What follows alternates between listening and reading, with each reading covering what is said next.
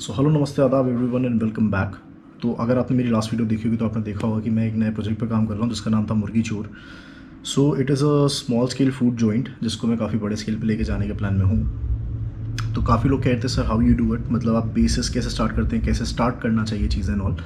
तो मैंने सोचा जब मैं एक काम कर ही रहा हूँ तो क्यों ना मैं इसका एक वीडियो बना के आप लोग की हेल्प कर दूँ पूरा, जिसमें मैं आपको सब चीज़ें दिखाऊँ फ्रॉम एवरी डिटेल।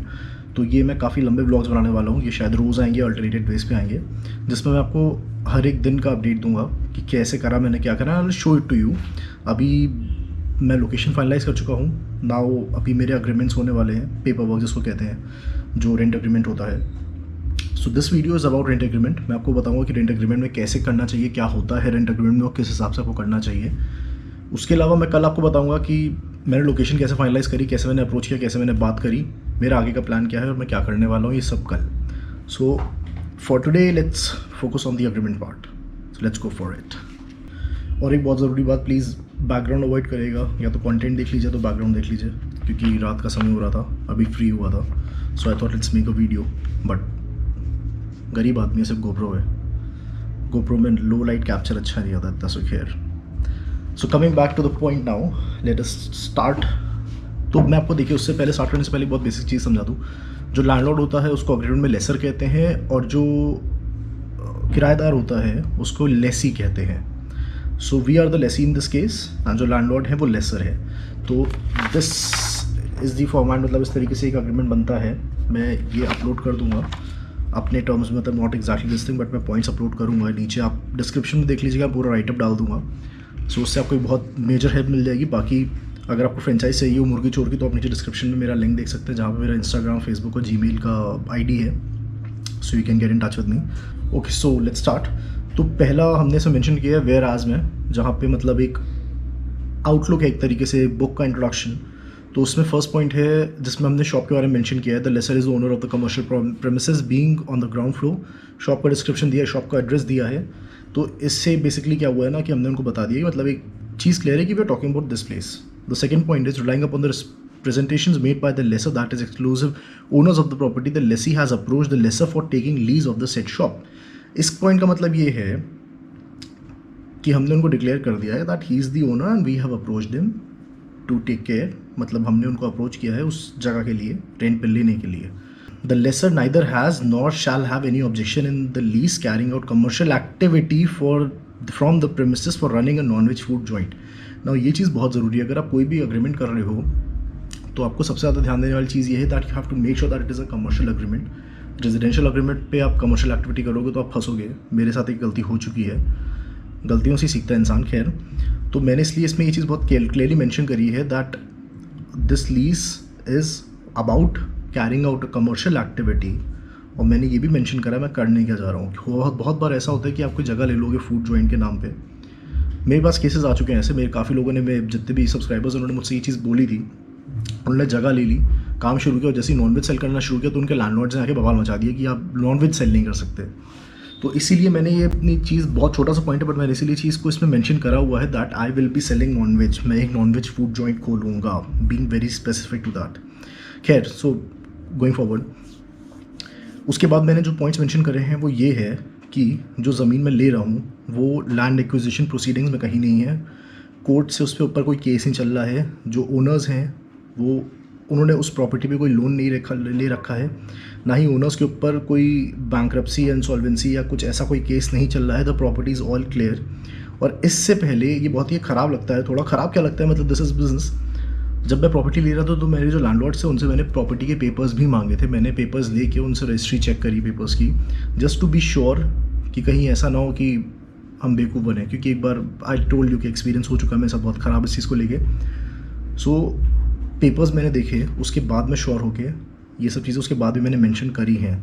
जस्ट सिर्फ इन केस इसलिए है कि कल को मान लीजिए कि कोई प्रॉब्लम फंसती है, ज़मीन पे आप पे किसी का नोटिस आ जाता, कुछ हो जाता, तो at least you can go to the court with this. आप स्टेट कर सकते हो कि I was right on my point and I, जितना भी मेरे डैमेजेस हुए हैं वो लैंडलॉर्ड देगा। सो ये पॉइंट्स उसलिए होते हैं। तो जो अग्रीमेंट बनता है ना वो आपके फेवर का ही बनेगा और लैंडलॉर्ड के भी फेवर का बनेगा, ताकि लैंडलॉर्ड को ये भरोसा रहे कि उसकी ज़मीन कहीं नहीं जाने वाली और आपको ये भरोसा रहे कि आपका काम वहीं रहेगा। तो देखिए चीज़ क्या है ना, कोई भी एग्रीमेंट अगर आप बना रहे हो तो म्यूचुअल अंडरस्टैंडिंग होना बहुत ज़रूरी है। बहुत सारी प्रॉपर्टीज़ इसीलिए नहीं हो पाती हैं लोगों से क्योंकि म्यूचुअल अंडरस्टैंडिंग पे नहीं आते हैं लैंडलॉर्ड और टेनेंट्स। तो जो नेक्स्ट पॉइंट है वो इसी पे है कि अभी जो दो पार्टीज़ हैं, लेसी और लेसर, वो एक म्यूचुअल अंडरस्टैंडिंग पे आई है। तो ये मैंने मेंशन करा हुआ है। The first point is purpose. Purpose हमारा ये है कि हम वहाँ पे एक नॉनवेज फूड जॉइंट शुरू करने जा रहे हैं, बहुत ही क्लियर, जिसमें मैंने रेस्टोरेंट का नाम भी मेंशन करा हुआ है। Then the second point is the tenure, कि कितने समय का होगा। तो जो अग्रीमेंट होते हैं वो भी दो तरीके के होते हैं, एक होता है 11 महीने का और एक होता है 11 मंथ से ऊपर का।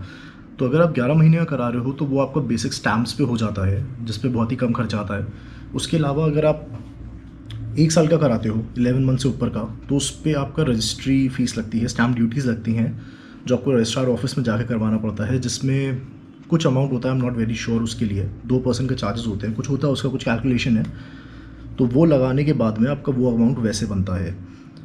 तो अभी हम क्या कर रहे हैं, अगर आपका कोई छोटा इन्वेस्टमेंट है तो आई प्रेफर कि आप 11 महीने का करो, ताकि आपको एक रिस्पॉन्स पता चले। अगर आपका इन्वेस्टमेंट बड़ा है जिसमें आपको लगता है कि आपका रिटर्न ही 2 साल बाद आएगा, तो आप कम से कम 3 से 4 या 5 साल का अग्रीमेंट करिए। सो तो खैर, थर्ड पॉइंट में मैंने मेंशन करा हुआ है कि 11 मंथ का मेरा रेंट वो रहेगा, अग्रीमेंट रहेगा। Then the fourth point is rent, जिसमें मैंने बहुत क्लियरली मेंशन करा है कि मैं इतना इतना रेंट दूंगा TDS डिडक्ट करने के बाद में एंड एवरीथिंग। तो उसके बाद में जो अपने नेक्स्ट पॉइंट मेंशन करा हुआ है वो ये है, बहुत बार ऐसा होता है कि जो लैंडलॉर्ड्स होते हैं, या फिर जैसे कि आपको एक्सपीरियंस नहीं है, आप कोई जगह लेने जा रहे होते हो, तो वो एक बहुत ही अनयूजुअल सी डिमांड रखते हैं, जो कि कभी कभी ये होती है कि हमको साल में रेंट पे हर एवरी ईयर 15% या 10% का इंक्रीमेंट चाहिए, जो कि वैलिड है, बट वो उतना नहीं है। 5% इज़ दी अमाउंट जो मार्केट में चल रहा है, कि अगर आप कोई भी रेंट कहीं से भी ले रहे हो, अगर मान लो आप मेरे को 100 रुपये दे रहे हो, देन 5% इंक्रीमेंट होगा एवरी ईयर। उसको उसी हिसाब से रखिएगा, उसको प्लीज़ अपने ऊपर हावी मत होने दीजिएगा उस चीज़ को लेके कि लैंडलॉर्ड आप पे चढ़ रहा हो उस चीज़ को। 5% इज़ दी अमाउंट जो आप पे करोगे इंक्रीमेंट के उसमें every year on the rent. So मेरा नेक्स्ट पॉइंट यही है, जिसमें मैंने मेंशन करा हुआ है कि मेरा इतना इंक्रीमेंट होगा, जस्ट इफ इन केस मैं 11 महीने की लीज़ को एक्सटेंड करता हूँ, देन आई पे you 5% more on that, and every year 5% will keep on increasing, क्योंकि मार्केट इन्फ्लेट भी होता रहता है, बाकी बहुत चीज़ें हैं डिटेल में। खैर, सो द नेक्स्ट पॉइंट इज़ कि मैंने इसमें ये चीज़ मेंशन करी हुई है कि मैं उनको जो सिक्योरिटी अमाउंट दूंगा या फिर जो एडवांस में दे रहा हूँ उनको, वो कितना रहेगा, और अमाउंट लिखा हुआ है वो बहुत ही क्लियरली मेंशन है कि इतना मैं उनको दे रहा हूँ। जो रिफंडेबल अमाउंट है वो जो इंटरेस्ट फ्री है, कि कल को मान लीजिए मैं प्रॉपर्टी खाली करता हूँ और उनको मुझे मेरा अमाउंट वापस करना है, तो that amount will be interest free. वो मुझे बिना किसी इंटरेस्ट के वो सेम अमाउंट उतना ही देंगे। So the next point is, मैं पढ़ के सुनाता हूँ। ऑल फ्यूचर लिवीज ड्यूटीज, नगर निगम tax charges including an increase in the connection with the premises shall be borne by the lessor, and water and sewage and fixtures will be responsibility of the lessee. In short, इसमें चीज़ क्या लिखी है कि जो नगर निगम की ऐसे से आपका हाउस टैक्स हो गया, कमर्शियल टैक्सेस हो गए, ये सब ड्यूटीज़, जो पैसा जितना भी इसका चार्जेस आएंगे, ये लैंडलॉर्ड को देने हैं, क्योंकि हम वहाँ पे काम कर रहे हैं, तो पानी और सीवर हम यूज़ कर रहे हैं, उसके चार्जेस हम देंगे। Simple. So point number 8 is कि जो लेसर हैं वो हमें अलाउ कर रहे हैं कि वहाँ पे काम करने के लिए जो नेसेसरी लाइसेंस है, नेसेसरी, हम वो इशू करा सकते हैं, जिसमें हमारा फूड लाइसेंस हो गया, एक फॉर्म रजिस्टर होगी, तो उसका GST, पैन वगैरह वो सब। पर हम उसके अलावा कोई ऐसा लाइसेंस या फिर कोई हम ऐसा काम नहीं कर सकते जिसमें कल को कोर्ट में जाके हम ये दिखा सकें कि हमारी ओनरशिप है। So this is a point जो कि लैंडलॉर्ड्स के फेवर में रहेगा, और जो बहुत ही वैलिड है, उनके फेवर में होना चाहिए। सो दिस इज़ इट, कि लाइक मतलब वो आपको कुछ लाइसेंस की परमिशन दे रहे हैं, एंड आपको ऐसा काम नहीं करोगे इससे आपकी ओनरशिप या कब्जियाना वाले जिसको कहते हैं वो चीज़ नहीं होगी। द 9th पॉइंट इज़ कि जितनी भी स्टैम्प ड्यूटीज़ होंगी या फिर जो भी वकील साहब की फ़ीस होगी या जो कुछ भी होगा, वो दोनों पार्टीज़ यानी लेसी एंड लेसर, यानी हम और लैंडलॉर्ड, इक्वल शेयर करेंगे। बहुत बार ऐसा होता है कि लैंडलॉर्ड्स ये कहते हैं अपने टेनेंट्स को कि आप पूरा फ़ीस दीजिए, इस तरीके से नहीं होता है। कायदे का तरीका ये होता है कि जितना भी चार्जेस होंगे वो आप और वो मिल के इक्वली ही देंगे। सो पॉइंट नंबर 10 इसकी, जब मैंने जगह ली थी तो मैंने उनसे बोला था मुझे बेसिक वाटर कनेक्शन और कुछ चीज़ें चाहिए। तो पॉइंट नंबर 10 में मैंने वही मेंशन किया हुआ है, that the lessor, that the landlord has to get me some things done, जिसमें एक वाटर की पाइपलाइन आएगी, सीवर आएगा, कुछ बेसिक इंफ्रास्ट्रक्चर चेंजेस होंगे जो उन्होंने पहले प्रॉमिस करा हुआ था। इसमें से ये था कि बीच में वॉल रिमूव करनी है, ये सब करना है, ये सब वो करके मुझे देंगे। उसके बाद I will start my work. So ये चीज़ मैंने इसे मेंशन करी हुई है। सो पॉइंट नंबर 11 जो इसमें मेंशन करा हुआ है, मैंने उसमें ये लिखा हुआ है कि लेसर जो है, मतलब जो लैंडलॉर्ड हमारे, उन्होंने हमें कुछ नेसेसरी परमिशंस दी हुई हैं, जिसमें हम गैस सिलेंडर्स या फिर जो किचन इक्विपमेंट होता है वो हम सेटअप कर सकते हैं। इट्स लाइक पॉइंट, एक तरीके से कह सकते हो आप, NOC है, नो ऑब्जेक्शन सर्टिफिकेट, कि आप कर सकते हो अपना काम आराम से। उसके बाद ये मेंशन है इसमें कि हम वहाँ पे काम करेंगे, हम आराम से करेंगे, हम कोई आसपास वालों को न्यूसेंस क्रिएट नहीं करेंगे, कोई बदतमीज़ी नहीं करेंगे, कोई ऐसा काम नहीं करेंगे जिससे किसी को कोई आपत्ति हो या फिर किसी को कोई प्रॉब्लम हो हमारे काम करने के तरीके से। देन 13 पॉइंट जो उसके बाद में एक है वो ये है कि जब हम जगह खाली कर रहे होंगे उस वक्त जितनी भी चीज़ें जैसे थी लैंडलॉर्ड के साथ में म्यूचुअल अग्रीमेंट पे, हम वो चीज़ें वैसे ही छोड़ के जाएंगे। लेकिन अगर लैंडलॉर्ड को लगता है कुछ चीज़ें गलत हैं, कुछ चीज़ें चेंज हो गई हैं जो नहीं होनी चाहिए थी, तो वो अमाउंट म्यूचुअल अग्रीमेंट के बाद में लैंडलॉर्ड हमारे सिक्योरिटी अमाउंट और मंथली एडवांस से डिडक्ट करके हमें वापस दे देगा। And the next point is कि जो लैंडलॉर्ड है उन्होंने हमें परमिशन दी है कि जो हम स्पेसिफिकली इस कॉन्ट्रैक्ट में जो शॉप का नाम है हम सिर्फ वही काम करेंगे, उसके अलावा हम कोई थर्ड काम नहीं कर सकते वहाँ पे। एंड हम उनकी बिना रजामंदी के हम ये प्रोजेक्ट किसी और को कैरी फॉरवर्ड नहीं करेंगे जब तक उनसे हमारी बात नहीं हो जाए, जब तक हमारी उनसे म्यूचुअल अग्रीमेंट नहीं होगा।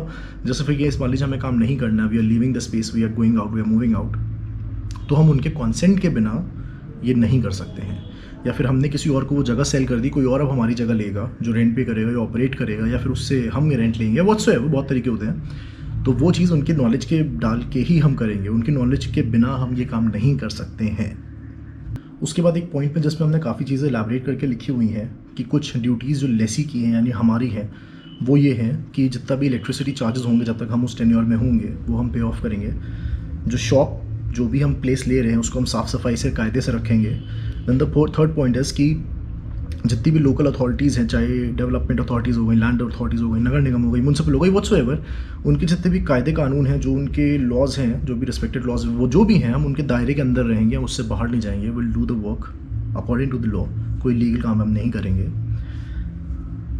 उसके अलावा द पॉइंट इज़ कि जो जगह हम ले रहे हैं वहाँ पे जो हमने जॉइंट मेंशन किया है हम सिर्फ वही काम करेंगे, उसके अलावा हम कुछ काम दूसरा नहीं करेंगे। एंड जो स्पेस है उसको हम बहुत ही अच्छी कंडीशन में रखेंगे, प्रॉपर्ली रखेंगे, कायदे से रखेंगे, बिना किसी ऐसा काम करके जिससे स्ट्रक्चरल चेंज हो और लैंडलॉर्ड को प्रॉब्लम हो। Will keep everything in mind. And उसके बाद एक पॉइंट इसमें ये लिखा है कि जैसे फिर केस कोई नोटिस आता है, कोई ऐसा बंदा आता है, कोई ऐसी घटना होती है हमारी जगह पे जहाँ पे हमें ऐसा लगता है कि कोई और क्लेम कर रहा है कुछ जो कि नहीं होना चाहिए, so it is our right, it is our duty कि हम वो लैंडलॉर्ड को इन्फॉर्म करें कि सर ये गलत हो रहा है, इस तरीके से कोई आया था, कुछ करा, whatsoever. So that is one more point in that. Now coming back to the last part of it, इसमें एक पॉइंट और ये मेंशन्ड है कि हम वहाँ पे अल्कोहल नहीं सेल करेंगे, बिकॉज अल्कोहल लिकर सेल करने का लाइसेंस लगता है, you need permits and a lot of other things, and it is a very bad offence कि अगर आप बिना लिकर के, बिना लाइसेंस के लिकर सेल कर रहे हो तो उसमें आपकी बैंड बजा दी जा सकती है। तो वो हमने मेंशन करा हुआ that we won't be selling liquor. Okay, so the last point is कि जो लेसर है वो, मतलब ये पॉइंट मेंशन है कि जब तक हम वहाँ पे काम कर रहे हैं तब तक उनकी कोई किसी और से डील नहीं चल रही है कि वो दुकान बेच के आगे निकल जाए। ये इसमें मेंशन है क्योंकि बहुत बार ऐसा हो चुका है, मेरे सामने ऐसे केसेस हैं कि जब लैंडलॉर्ड ने अपनी पूरी प्रॉपर्टी सेल कर दी हो, फिर जो नया लैंडलॉर्ड है वो बहुत ही अटपटी सी डिमांड्स रखे, फिर आप कोर्ट मूव करोगे, स्टे लोगे, बहुत बवाल होता है, तो आप झंझट संभालना बहुत मुश्किल हो जाता है। सो ये फर्स्ट पॉइंट है कि जो हमारे लैंडलॉर्ड है वो अभी तक, मतलब वो इस प्रॉपर्टी को सेल नहीं करेंगे जब तक हम वहाँ पे काम कर रहे हैं, बिना हमारे कंसेंट के, एक म्यूचुअल अंडरस्टैंडिंग के बाद में। जो लेसर हैं लैंडलॉर्ड्स, उन्होंने कोई भी लाइबिलिटी अभी तक इस पर नहीं छोड़ी है और ना ही कोई ऐसा ब्रीच करा है रेगुलेशंस का या फिर इस चीज़ का, या फिर कोई ऐसे कि अथॉरिटीज़ को ना उनके पास कोई नोटिस आया हुआ ना कुछ आया हुआ है, and everything is super clean.